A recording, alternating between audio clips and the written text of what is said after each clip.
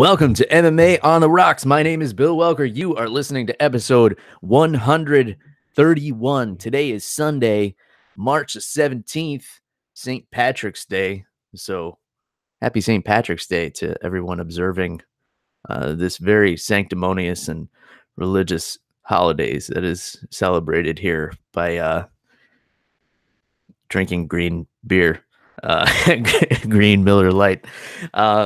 So we had a ton of MMA action inside the cage, outside the cage, everywhere else this past week. But before we get into all that, let me introduce my co-host all the way from frigid New Jersey after a week hiatus, Jeff, the Animal Wilson. Jeff, good to have you back, my man. I don't have to do this shit on my own today and talk for an hour straight, losing my voice. How you feeling, kid? Bill, I got a mean sinus infection, but I couldn't let you down 2 weeks in a row, Bill. But, Bill, the show last week was awesome. I was listening to it before I went to sleep, and I thought you did an awesome job by yourself. But, Bill, let's not stand on ceremony. Bill, New Jersey is starting to warm up a little bit. Mm-hmm. I know that you have been outdoors, but before I ask you about this, Bill, I know that everybody's excited for green beer today, but I am excited for the Shamrock Shake, all right? Bill, you're always telling me to eat right, and I do. I've been better lately, but whenever March comes around, I got to have at least one Shamrock Shake. And this is McDonald's, correct? Yes, this is from McDonald's. But moving on from the sweetness, because I know you don't have that much of a sweet tooth. Bill, what did you get into yesterday while these fights were going on? Yeah, so the wife convinced me to somehow wake up early on a Saturday and run a 5K with the baby. And it seemed like a good idea when she brought it up, and then I wasn't too crazy about the idea as it got closer. But you know, we went. We did the thing, ran the race. I was pushing the baby in the stroller, and no matter how fast I went, Jeff, she was still ahead of me. So that it's just like, oh man, it's just like life as a father. You're always going to be a step behind the kid. It's just you just come to accept that defeat. But Bill, that was a beautiful metaphor, Bill. Thank you, sir. Thank you very much. So the race, the beautiful thing about this, the really beautiful part about it is it ends at a playground. Let the kid run around on the playground, tire herself out, back in the stroller for a nap while we walk to a nearby brewery. So, I mean, it's not my ideal situation to be running, 3 miles as soon as I wake up in the morning.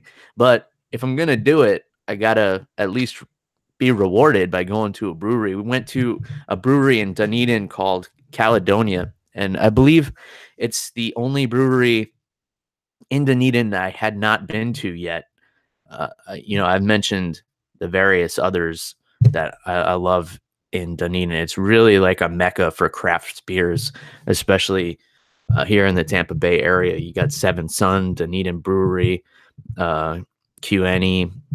There's a whole bunch, but I had not been to Caledonia. I had the Dragon's Blood Red Ale, I was a huge fan of that. And then they also had a really good IPA called Hoptacular.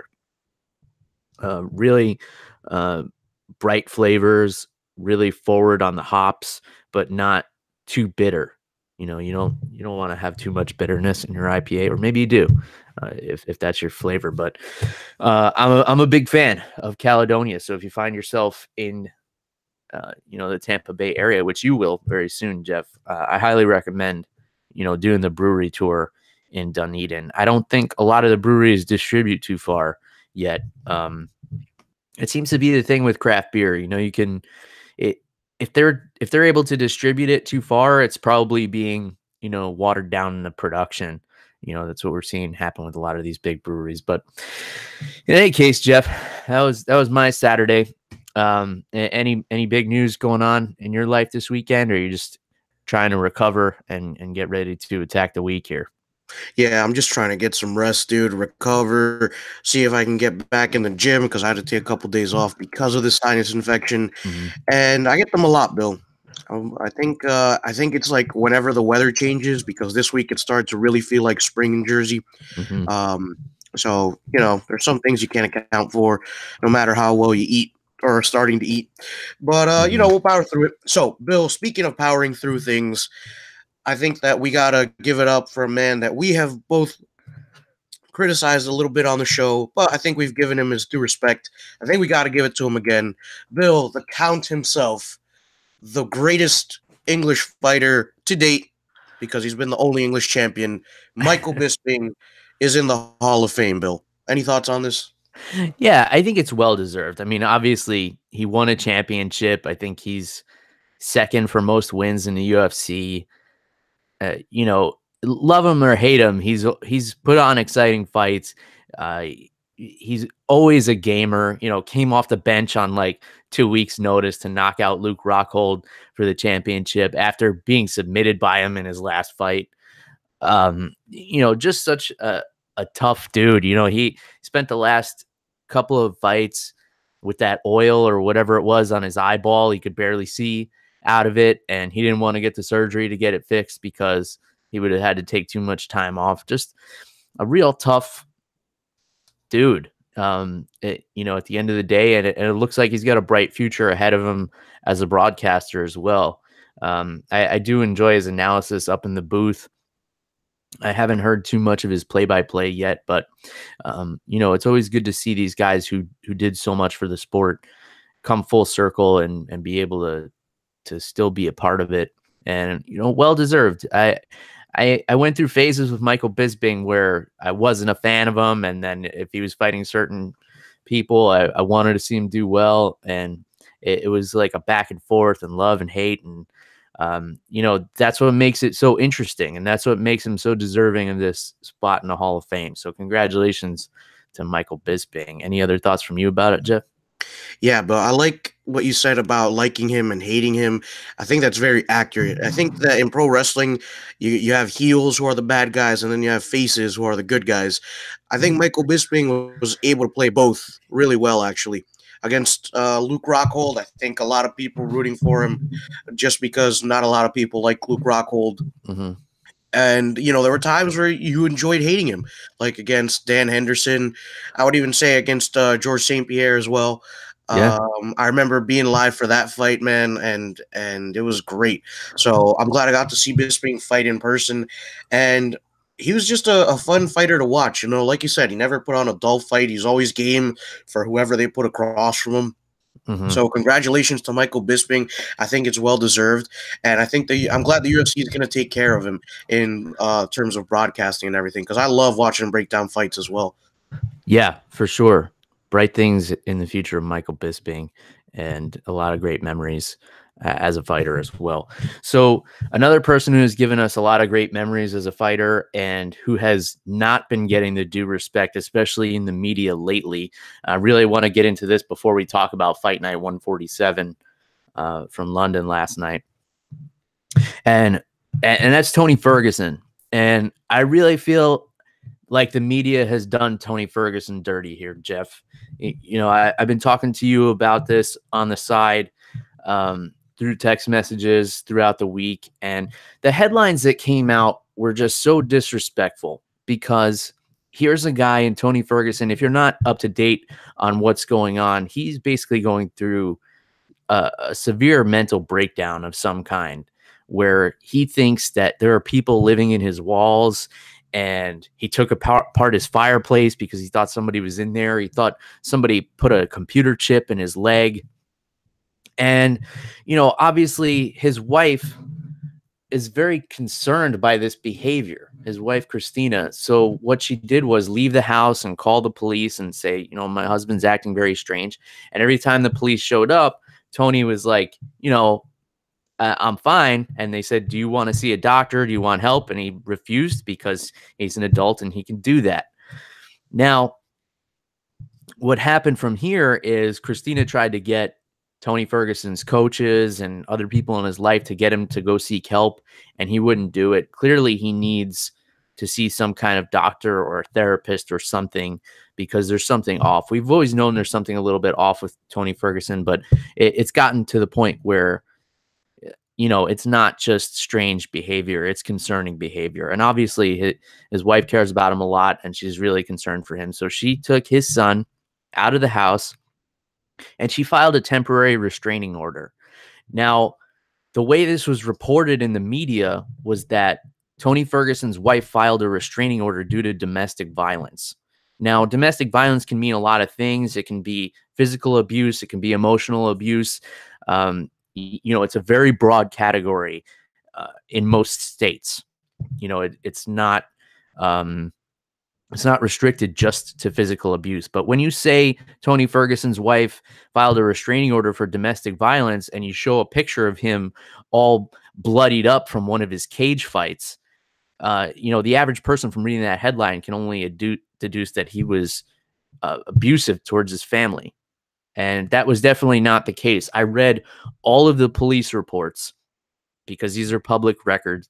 And I can share these out on Facebook or Twitter for anyone who's interested at MMA on the Rocks. And during each police report, Christina stated that she did not feel unsafe around Tony at any point.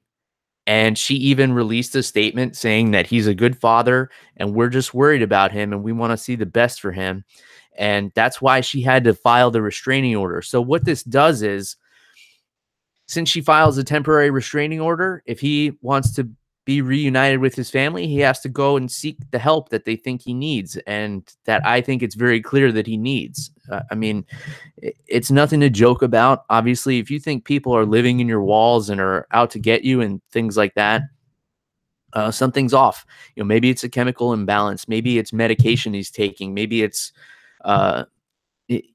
overtraining and lack of sleep. At one point, his wife said that he hadn't been sleeping for 3 days. But I just want to, send out some positive vibes to Tony Ferguson, who's always been such a great competitor.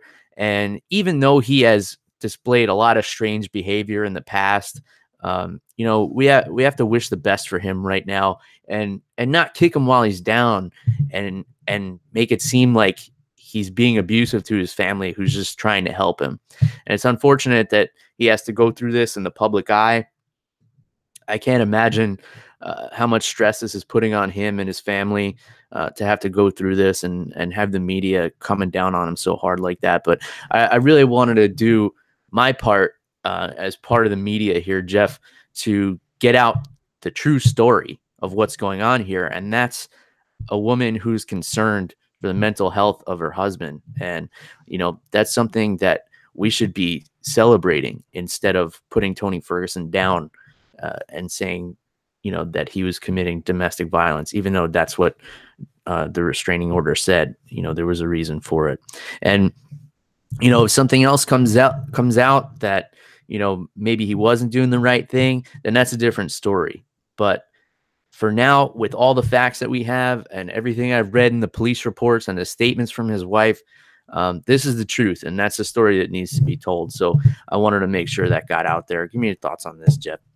Yeah, Bill, I think you hit the nail on the head. It was perfectly said, man. I haven't followed this too closely, but I get some of my MMA news from MMA World and MMA On Point because I'm subscribed to them on YouTube. And hold on, I just want to look up a statement that I found. So, Bill, I think you're right, 100%. I love that his wife is looking out for him and going, that extra mile to make sure that her husband's okay and he gets the help that he needs. Mm-hmm. I think that's important, man. Especially, their kids are going to see that. And, hopefully one day when his kids are married and their marriage, comes across a problem, they'll say, you know what? I got to take care of this person, of my spouse, like my mom did for my dad. Mm-hmm. I think it was a beautiful sentiment, Bill. And before I go on, I just want to read this from MMAJunkie.com. It says, on February 19th, police conducted a welfare check on Ferguson after he made unknown threats, and his wife and son left their house. An unidentified female who stated Ferguson had not slept for 3 days and was tearing apart the home, like you said, and broke apart the fireplace and believes someone placed a computer chip in his leg. An unidentified male stated that Ferguson told him someone was inside his walls. So, Bill, so far, everything seems to check out. I don't think there's any foul play here. And like you said, I agree with you 100%. I hope Ferguson gets taken care of, and like you said, it could just be a chemical imbalance, man. Something in his brain could just not be firing off the right way, which happens. So hopefully Tony Ferguson gets the help he needs, and hopefully everything works out in his personal life. And then once that's all settled down, I want to see him get back in that cage, Bill. But ultimately, I want him to get his real life settled down first, At the end of the day, these fighters are still humans, Bill, and I think that they deserve to be happy and healthy just like everybody else. Yeah, champ shit only, kid, as Tony Ferguson often says. So, yeah, credit to Christina for handling this like a champion, too. She did the right thing, putting her child first. It's a scary thing when you see somebody you love, ripping the walls out of the house because they're having some kind of breakdown and they're not sleeping and not taking care of themselves. So powerful move by Tony Ferguson's wife, Christina. So all the best to the Ferguson family. And, I really hope he does get that help that he needs and that this works out for all of them and they're able to reunite the family and he's able to, get back to some normalcy in his life. All right. All that aside, Jeff, let's get into some MMA because we had an awesome card in London last night at the O2 Arena. Fight Night 147, headlined by welterweights Jorge Masvidal and Darren Till. And this was a great fight. So let's just get right into the main event here. And I was saying last week that I felt like a lot of people were counting Jorge Masvidal out, and I can't understand why. I know he's coming off a couple of losses, but they were pretty close decisions to top competition, Stephen Thompson, Damian Maia. And he's just a tough son of a bitch, man. You can't intimidate this guy.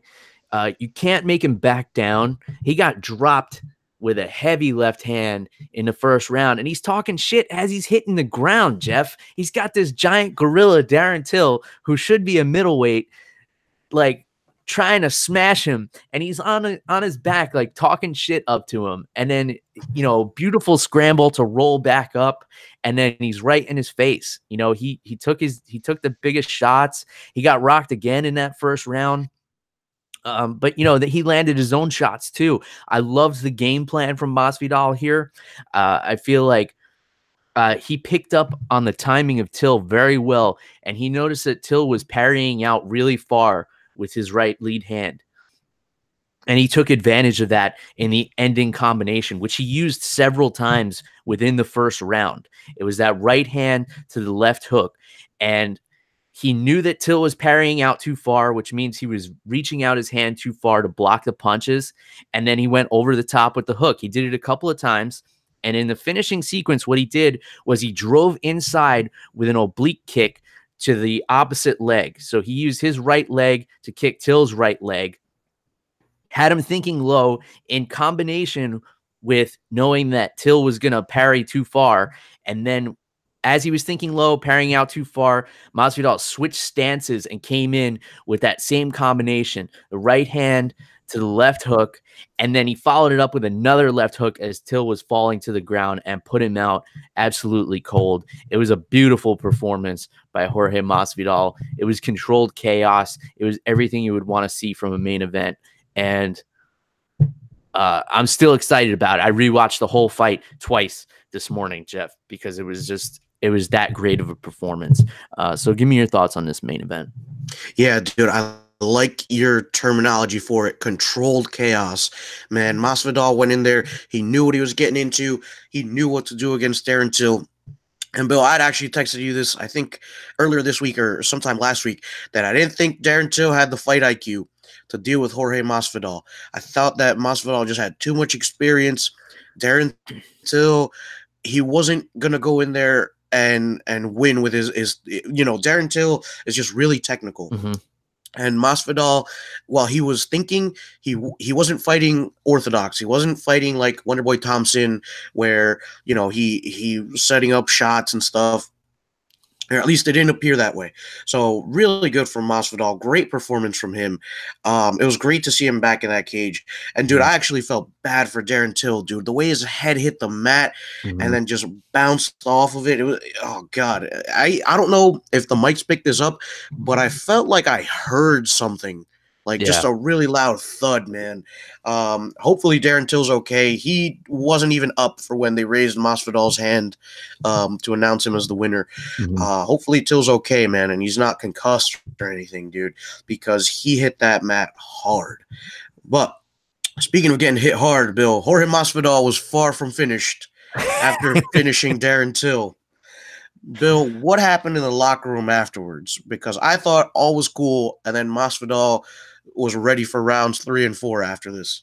Yeah, he seemed so calm. He was being interviewed in the back, and it was a live interview that was being the video was being fed to UFC Tonight, which is like the post fight show with Karen Bryant, Michael Bisping. And I guess Leon Edwards walked by and he said something to Masvidal along the lines of, "I'm going to kick your ass in July. We should fight in July." And Masvidal said, "Yeah, maybe not." And then Leon Edwards was like, "Well, maybe I'll just kick your ass right now because you're not even worth a training camp because you're just a scrub." Something to that effect as he's walking away, which, it's a bitch move. So Masvidal leaves the interview with his hands behind his back, walks up to Leon Edwards. He said, Leon put his hands up, and Masvidal had to give him that 3-piece and a soda, Jeff. That's just what you do. When you're raised on the dog fights in the backyards of Miami, and somebody comes at you with their hands up, that's what you do. Now, I don't condone this kind of behavior. I like for things to stay professional in a combat sport because we've come such a long way, from the human cockfighting days, that things like this typically are a setback. But I don't feel it was just funny. I mean, I'm trying to be like all professional broadcaster about this and say the right things, but it was funny, especially in the interview he gave where he was like, I had to give him a 3-piece and a soda. Masvidal's a warrior, man, and I'd like to well, give me your thoughts on this, Jeff, and then I want to get back to Darren Till. Dude, so I'm with you, Bill. I don't like that it happened. I don't condone it because, I don't like violence outside of the cage. I'd really settle it in the cage. But damn it, Bill, I can't help but like Jorge Masvidal after that shit, man. He just, oh man, he went up to him and just said, dude, say that in my face. And it's like, fuck, man. You gotta respect the hell out of him for that. Yeah. I think he definitely won a couple of fans over. But yeah, dude, man, it's hard to be mad at Jorge Masvidal. It really is. He's a gangster. He came to take dude. over England. Yeah. Yeah. And there were like Leon Edwards coaches were there, and it was just Masvidal. So it was a really crazy scene, dude. I honestly I want them to fight it out in the cage, Bill, because Masvidal gave him that 3-piece, and dude, Edwards was cut, man. After you see, there's some blood coming out. I was like, shit, dude. Like Masvidal, I think only one punch caught him clean because Edwards had his hands up. But dude, that shot, fucking, his knuckles must be knives, dude. Yeah, to have cut Edwards like that. But Bill, let's get back to Darren Till for a sec. What did you notice that you liked about his performance? Because in the first round, it looked like he was doing a lot of things right. Yeah, I mean, he's got heavy hands. I think he looked a little sluggish, and those body kicks from Masvidal probably didn't help. Look, I think Darren Till needs to move up to middleweight. I've been campaigning for this since the Wonder Boy fight when he missed by so much. I understand the UFC wants to have another big star from England. And, here's a guy who has a great story. He came up the hard way in Liverpool, which is a rough area of England. And, he's had a lot of hardships in life, and he worked through them, and the guy's such a hard worker. But now we've seen that his chin has come into question. He's grown into his body a little bit more at like 26 years old, or I believe he is. And I think he can't handle his cut anymore. Woodley touched his chin and it dropped him. Masvidal dropped him with some big shots. And not to take anything away from the power of Masvidal and Woodley. Obviously, they're two very high level fighters, but that weight cut, it sucks the life out of you, and it sucks. It sucks your brain dry, and it takes a long time for your brain to rehydrate. It could take 72 hours to a week and a half. And if your brain's not hydrated, you don't have the same cushion when you take that impact, from the punches and then from the mat when his head hit so hard, like you said, Jeff. So for Darren Till's health, I would like to see him take a long layoff here. He should probably take at least 6 months off of sparring. He probably shouldn't fight again for 8 to 12 months after a knockout like that. And I believe he should, rework his training to come back at middleweight. That's really what I would like to see. Even if they made that 175-pound division by moving 170 and 175 after creating 165 pounds, I would still like to see Darren Till at middleweight. There's no reason to be sucking your body out so much to get in there to compete like this. I would like to see him compete at a healthy weight. And there's a lot of great matchups for him at middleweight. There's a lot of guys that'll get in there and just stand and bang with him. And I feel like he could move up in the rankings pretty well. He's got good takedown defense. We saw that against Jorge Masvidal, who's a good wrestler. And, I think he can do well at that higher division. And I think there's some great matchups for him there. As for Masvidal, I guess the Leon Edwards fight has to be next. I saw a tweet from Kamaru Usman's manager, Ali, who was saying that Masvidal should be next for the title after knocking out Darren Till. It's a strong disagree from me on that one. He just came off of 2 losses, and yeah, he knocked out the number 2 or 3 guy in the division. But what Ali is trying to do here is actually a pretty brilliant tactic, because Colby Covington is next in line for the title with Kamaru Usman, and Colby Covington happens to be teammates with Jorge Masvidal. So what Ali's trying to do is cause some internal fighting with American Top Team, and it's a pretty brilliant and dirty strategy. Get these two fighting each other and trying to beg for the title shot, and being confident that Kamaru Usman can beat both of them. Colby Covington has to get the shot. Love him or hate him, he's next, and that's a sellable fight. So, Masvidal versus Woodley would be a fun fight too. And Masvidal versus Edwards. I mean, you got the built-in drama, so we may as well just go with that one. But give me your thoughts on what's next for both of these guys, Jeff, and then we'll move along here. Yeah, dude. I think for Masvidal, I think, like you said, the drama's there. I think you can use that tape as a part of your advertising for that Edwards fight. So that would be really cool to watch. They can settle their differences in the octagon. And as for Darren Till, I like what you said. I think that a move up to middleweight is good for him. We talked about, the issues with weight cutting when TJ Dillashaw got dropped by Henry Cejudo. So, it's not good to just drain your body out like that. And Darren Till's got a really big frame, dude. I mean, he had to weigh in naked yesterday. That's usually a sign that you're just going to make it. And I think for me, if you have to weigh in naked, I think you got to move up a weight class. Fair. But that's just that's just my opinion. Some people can disagree with that, and that's fine. But if you have to weigh naked, I feel like you can't make the weight comfortably until still weighed in at 171, which yes, that is welterweight weight, but it's not a welterweight title belt weight. So I'd like to see him move up a weight class. So I'm with Bill, you, Jeff. If we got to see your dick, the weight ain't gonna stick.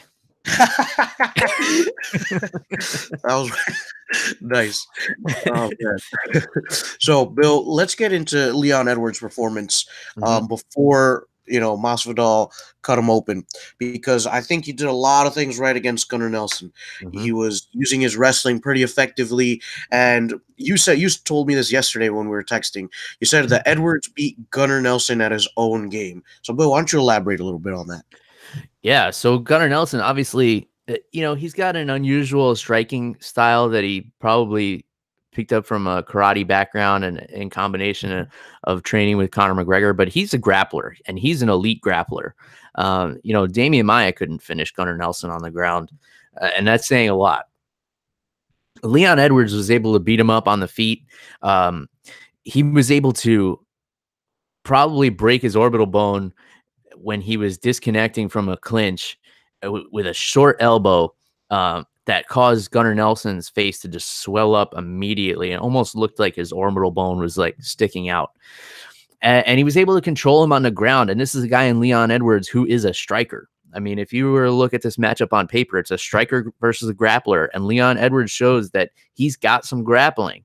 I mean, he wasn't going to submit Gunnar Nelson, but he was controlling him on the ground. And that's a big deal. That's an impressive performance from Leon Edwards, because now it shows that not only is he an elite striker in this division, but he can hang in there with one of the best grapplers in the division as well. And that's an important thing, because this division is very grappling heavy at the top. From the champ Kamaru Usman, you got Ben Askren in here now. So Leon Edwards had a lot to prove here. He's not just a striker. He's a well-rounded fighter. He's not going to submit any of these guys at the top, but the fact that he can control Gunnar Nelson on the ground was very impressive to me. And here's a guy who's got some good wins under his belt, and he needs to take a step up in competition now. And I think Masvidal is probably the best fight for him. Yeah, Bill, I agree with you 100%. I think that Leon Edwards looked awesome in there. And I thought it was interesting that his grappling was really good. And like you said, he wasn't trying to submit Gunnar Nelson, but he was definitely controlling Gunnar Nelson, which is huge when it comes to grappling. You break somebody's will, man. No matter what Nelson was going for, Edwards had an answer for it. And I think it was really impressive. Gunnar Nelson, we haven't seen him in the cage in a while, but that is a huge feather in Edwards' cap. And I think that he showed that he's diversifying his training, because we've talked about this before. In England, they don't have wrestling in school for people to do. So a lot of these English fighters are stand-up guys. But Edwards, he was mixing it up really well. I was really impressed with his performance. Yeah, for sure. They're finding ways to adapt. When they become MMA fighters, they're getting help from guys coming in from other countries that have strong wrestling backgrounds, and they're doing all the right things. It's not a sport where you can be one-dimensional and be successful to a degree anymore. Although we're starting to see some specialists have some success. One other thing I wanted to comment about this fight is that one judge gave it to Gunnar Nelson, and I can't understand what the fuck they were watching. This was a split decision for Leon Edwards, and it should have been a unanimous decision. I would even argue that the round where he broke Gunnar Nelson's face should have been a 10-8 round easily. Like, what the fuck is going on with these judges, Jeff? I just don't I don't know what the answer is. I think we need to have some kind of criteria. I think you need to have like some kind of experience to be able to do this. I've talked about this in the past. To be a referee who is also a judge in a Brazilian Jiu-Jitsu competition, you have to be at least a brown belt in Brazilian Jiu-Jitsu, which means you had to have done it before. To be a judge in MMA, you just had to fill out a job application.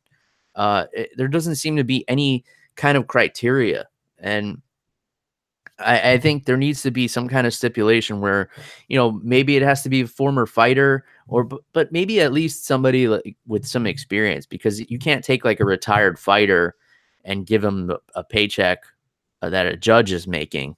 I imagine it's not very much. So not a lot of former fighters are going to be jumping at the opportunity to do this, but maybe have some kind of requirement, like you had to have had 2 amateur fights or something, because it wasn't just a Nelson and Edwards fight. I think that Volkan Ozdemir got robbed of a decision against Dominic Reyes. Dominic Reyes looked completely defeated at the end of this fight. And then people were sharing pictures of the strike counts, saying that Reyes landed more strikes. Okay, but that could have been all in one round. Yeah. And then you don't know who's counting those strikes either. If you watch this fight objectively, like the judges have to do, because they don't get strike counters or any of these statistics, Volkan Ozdemir controlled the fight. He showed off some wrestling skills, which we didn't really know he had, especially after his last 2 fights.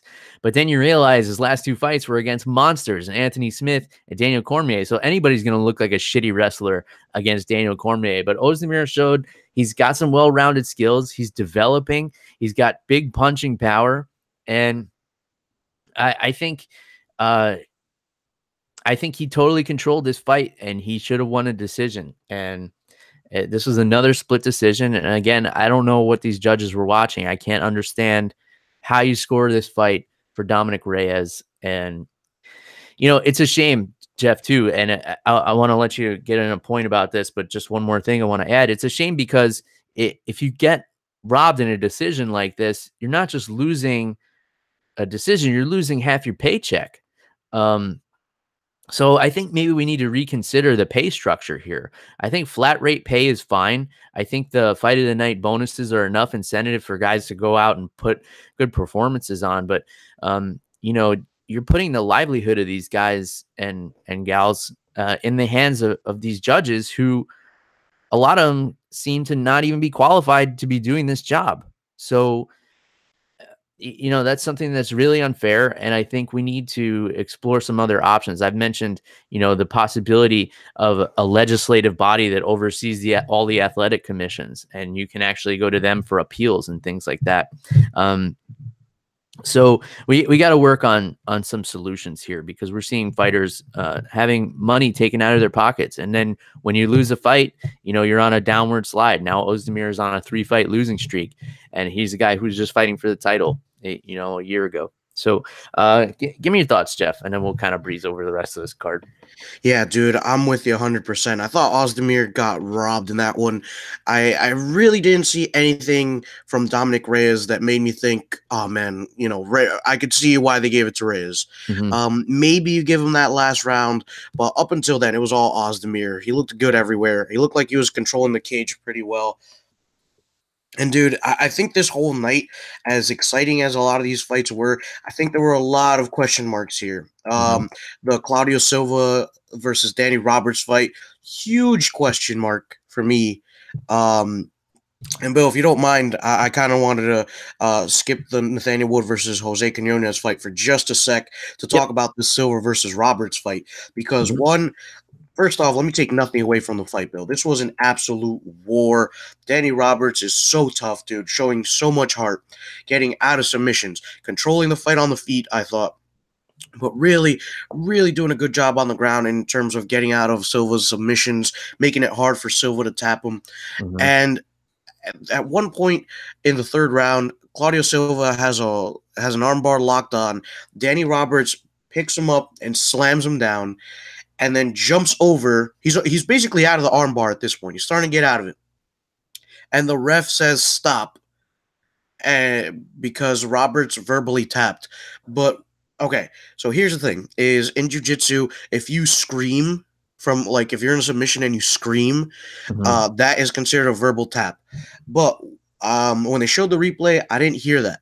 I didn't see his mouth moving up until the ref said stop. Then it looked like Roberts got up, protesting it. But I didn't hear a scream. I don't know if maybe the microphones didn't pick it up. But as of right now, I really think Roberts got screwed out of this one. Yeah, we would have to hear like an isolated audio because in the post-fight interview, they interviewed Roberts because of the controversy with the stoppage. And he said, yeah, I did yell out. Yeah, it did hurt. And I think he realized he put his foot in his mouth at that point because, yeah, if you scream out in pain, the referee can infer that that's a verbal submission. Yeah. There's a big gray area here. It's a tough call. I think this is an inexperienced ref in Kevin Satake. I'm not too familiar with him, but using context, we saw Danny Roberts escape a lot of close submission attempts from De Silva earlier in the fight. Although I have some thoughts about that as well, because I know you're a big fan of the arm triangle, Jeff, and the setup for it. And Claudio De Silva had two of them set up where he had him locked in and he was just relying on his squeeze. He was on top of Danny Roberts' jaw. And the way that you finish that is you slide down your opponent's body and you have to drive your shoulder up underneath the chin to really get that squeeze on the arm triangle. And he was content to be up high on Danny Roberts and rely on his squeeze to try and crush his jaw. And Danny Roberts, tough motherfucker, because that had to be really painful. And he was able to roll out of it twice. And the reason he was able to roll him over is because he was too high and he wasn't under the chin with the arm triangle. Now, this is surprising to me because this is a submission specialist, a high level black belt with a lot of experience. To see these kinds of mistakes, and even the way Roberts was able to slam him out of the arm bar. Yeah, you would think a really high level jiu-jitsu guy would be able to hang on to that. It was a little, but so using all that context, the fact that Danny Roberts was able to escape all those submissions and be in worse spots than he was with that arm bar. The referee should have used that as context for not stepping in there. But if you hear the guy scream or you think you hear the guy scream, you got to look out for the safety of the fighter. I mean, if the guy gets his arm snapped in half and then the opponent keeps going with it and this guy has a potentially serious injury that could put him on the sideline for a long time, you got to use your judgment there. And it's a tough position. I don't want to beat up the referee too much because I don't know what I would do in that situation. If I thought I heard the scream or you thought you hear something snap, he made a judgment call and unfortunately it didn't work out for Danny Roberts, who wasn't going to win the fight anyway. It looked like De Silva was really controlling a lot of the grappling and all the submission attempts. But then with these judges, you never know what they were looking at. So, Danny Roberts could have gotten away with one there, but I think he had to say that he wasn't submitting. He has to save face here. So I get it. Any other thoughts on this one, Jeff? Nah, I guess you have a point there. I guess I would have to listen to the audio again. I don't know what the ref heard. But yeah, I'm gonna keep my stance for now. But like you said, I'd have to listen to the audio again. Some isolated stuff with the fans screaming and everything. It's a little hard, but we'll see. But Bill, speaking of submissions, a submission that I really liked was Nathaniel Wood versus Jose Quinones. It was looking this fight was really competitive in that first round. Quinones was looking pretty solid. And then in the second round, he just looked drained. He took Nathaniel Wood. Actually, Nathaniel Wood took him to the ground and started putting some grappling on him and transitions to the back very, very nicely. Falls back, and as he's falling back, already locks up the rear naked choke.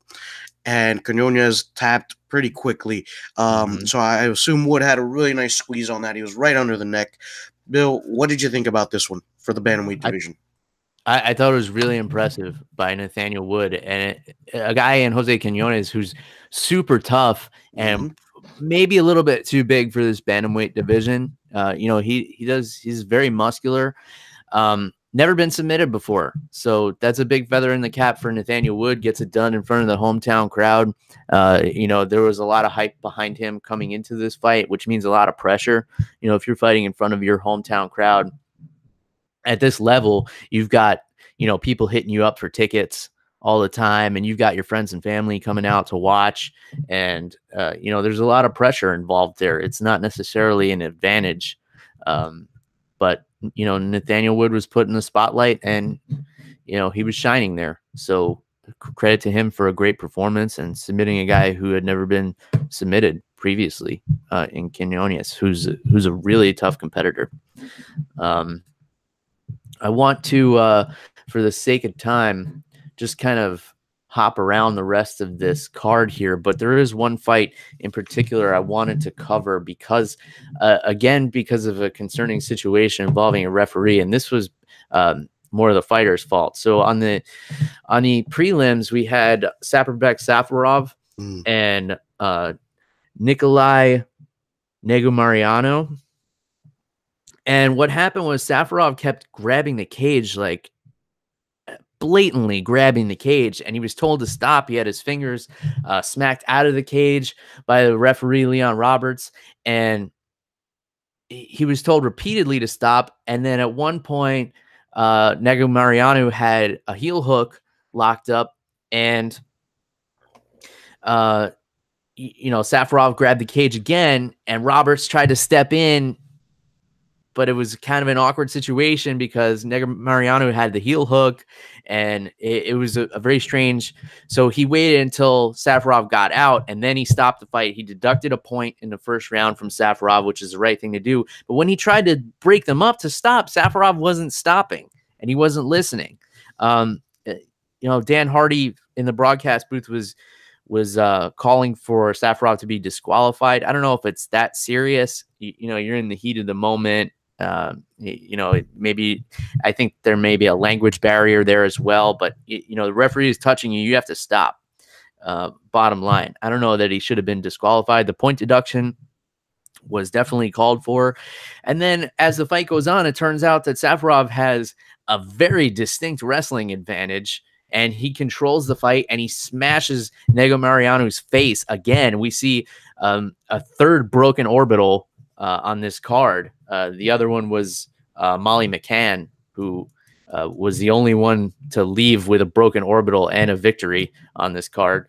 But yeah, just a very strange occurrence, especially when you see what a wrestling advantage Safarov had.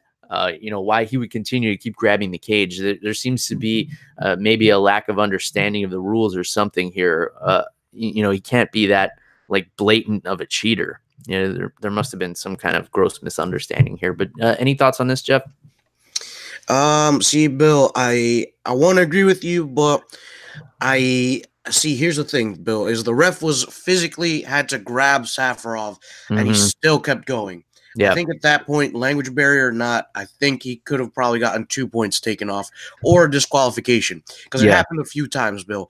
There were times where in that heel hook exchange, Safarov, I felt like he was going to get taken down. So him grabbing the cage definitely prevented that. I think it kept Negumariano from potentially winning this fight in that first round. Because that heel hook looked tight, but because he kept grabbing the fence, I'm going to butcher his name, Negumariano. You got it. Yeah, was turning, and Safarov, he kept turning around Safarov, but because he was grabbing the fence, Safarov's body was not following, so he couldn't get to the ground. So, Bill, we're going to have to agree to disagree on this one. I thought Safarov should have been disqualified. I think in one point when the ref was trying to pull him off, I think he even landed a punch while Negumariano was down. So there's just a lot of things going on.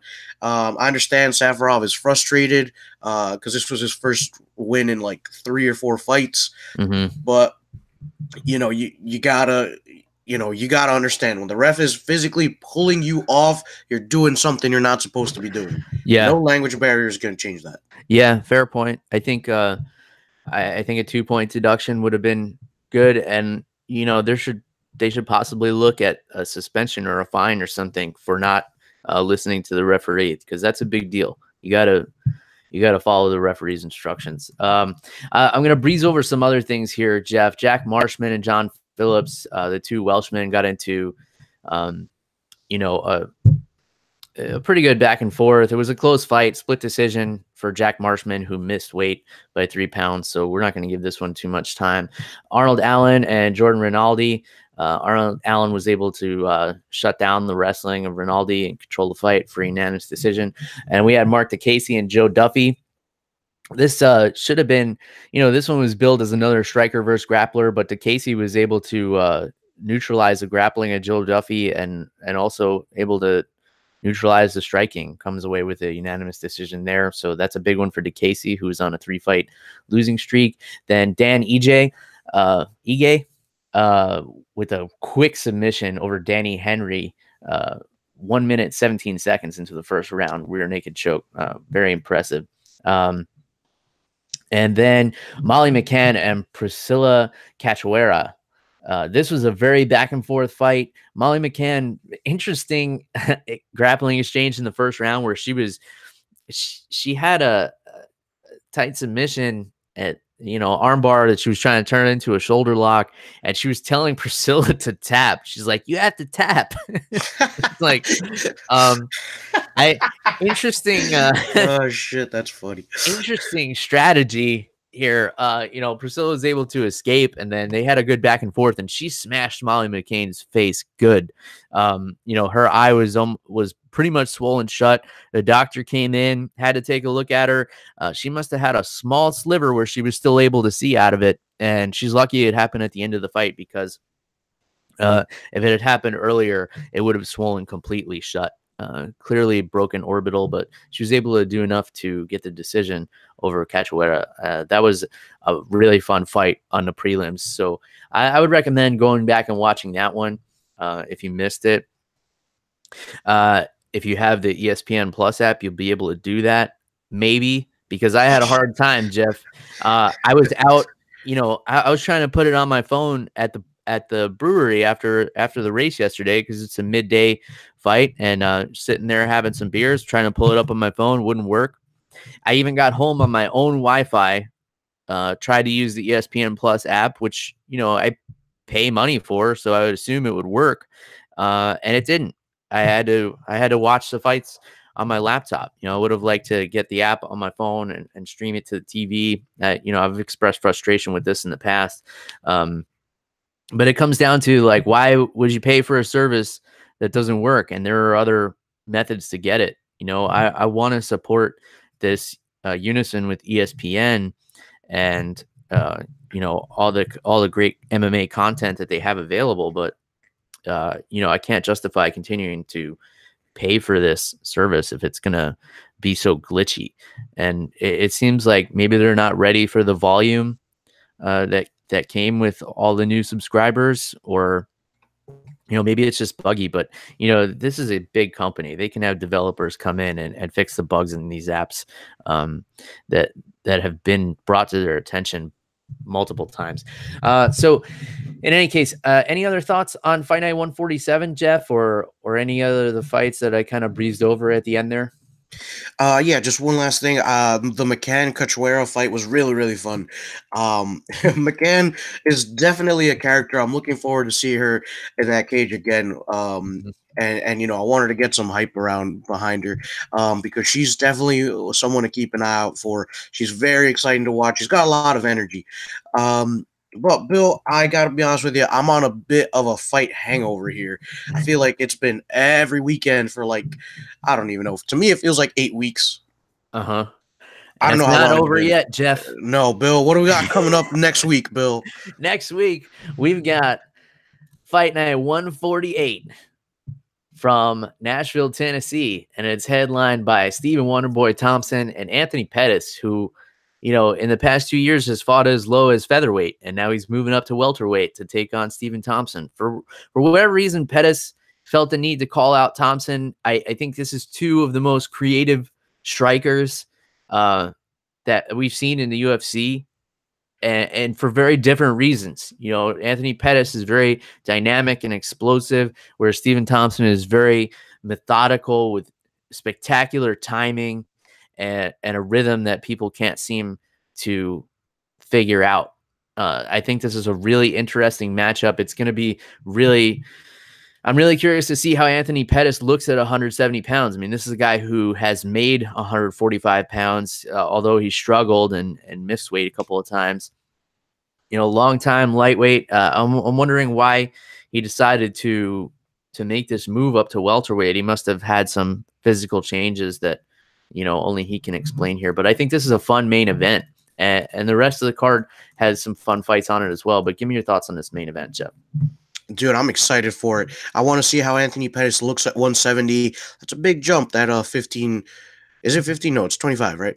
Yes, 25 pounds from 145 to 170. Sorry, my brain farted on the math there. But yeah, big jump for Pettis here. Considering that he was champion at 145, I want to say, or was it 155? 155. Yeah, okay. So still a 15-pound jump, still pretty big. You know, Pettis is getting older. Maybe it's just getting harder for him to make that weight cut.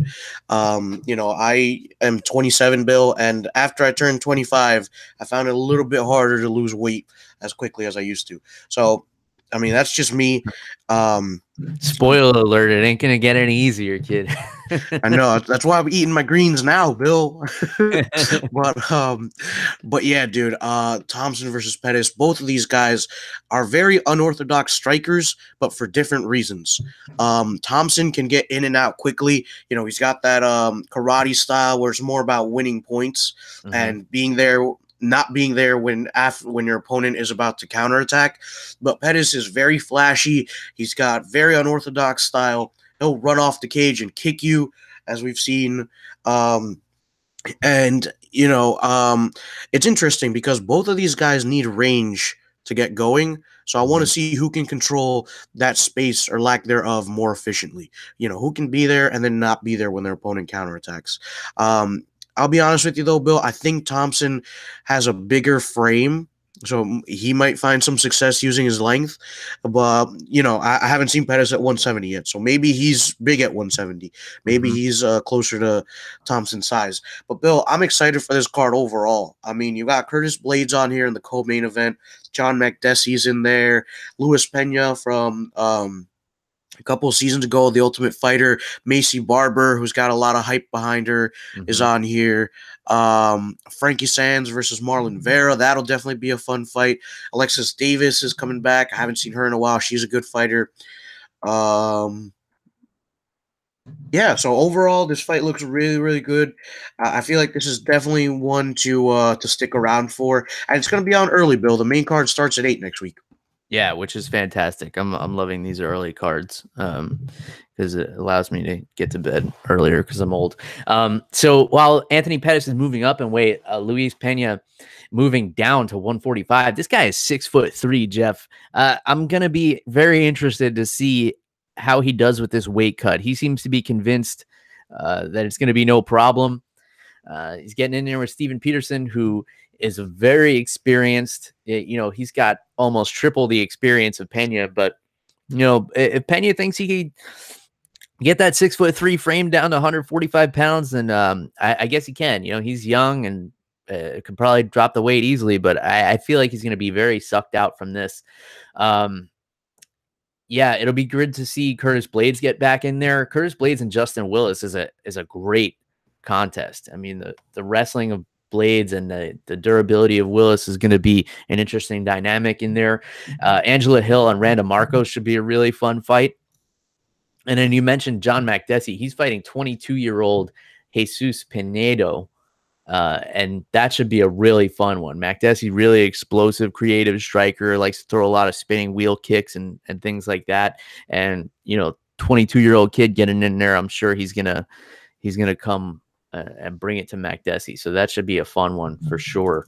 And you mentioned Marlon Chito Vera and Frankie Sands. I think that's a really fun fight as well. So this is a good card. You know, I know you're on your hangover, Jeff, but it's time to, you know, bite the dog that bit you. Yeah, dude, I'm excited for this card, man. Yeah, this is going to be really, really fun. Like I said, it starts early.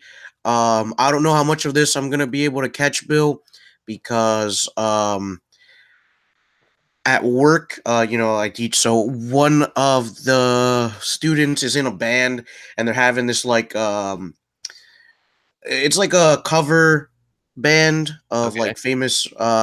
It's hard to describe, but what are they calling it? They're calling it like Night of Rock or something at school, and I got to show face, make sure these kids think I care.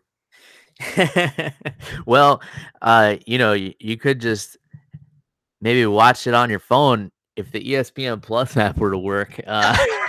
Bill, Bill, you're asking a lot there, bud. I mean, so before we sign off, though, Bill, ESPN basically shows every sport that I don't watch. Mhm, And for some reason, other people watch these sports. I don't know mhm. why. But ESPN has been rather successful showing these people these sports that they shouldn't be watching Yeah. in place of MMA. So what the hell, Bill? I I don't know. I'm not in the circles of these sports, so I don't know if people who watch, basketball and other things like that, um, are having these same issues with the streaming. Or I don't know if it's just, the MMA platform that was added. Maybe there's some glitch in the code there. I'm not too savvy on this sort of stuff, but I don't know, Jeff. Hopefully they figure it out. But this was a long one today, so I think we'll call it here. And give us a shout on social media. Let us know what you guys are thinking and drinking out there. If you guys want to get a hold of Jeff the Animal Wilson, it's at animal_Wilson on Twitter. And of course, you guys know how to get a hold of me. It's at MMA on the Rocks, Facebook, Twitter, Instagram. Send me an email, MMAonTheRocks@gmail.com. Visit our website, MMAonTheRocks.com, which is now live again. If you missed the announcement last week. So we'll be posting weekly articles there, and just want to close out with more positive vibes for Tony Ferguson and the family. And that's all we got for this week. Until next time, cheers, everybody. Goodbye.